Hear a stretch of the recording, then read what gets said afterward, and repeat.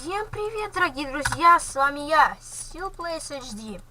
И мы продолжаем нашу рубрику туториалов Redstone механизмов в Майнкрафте, да. Это моя вторая серия, и в ней я расскажу, как сделать механический камин, да.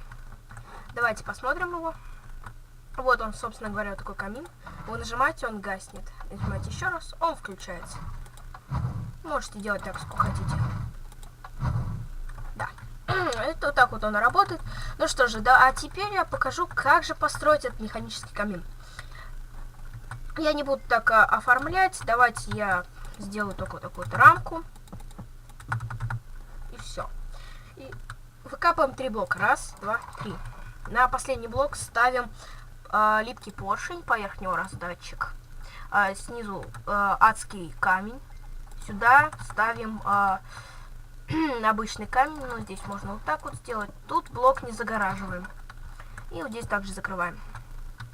Теперь ставим вот так. Вот так здесь проводим редстоун. Копаем вниз.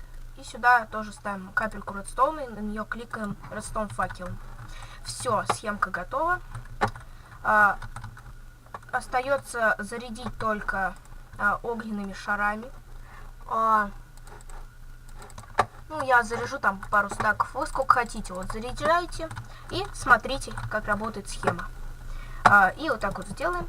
И ставим сюда вот рычаг. И все, схема работает. И вы можете оформить как хотите.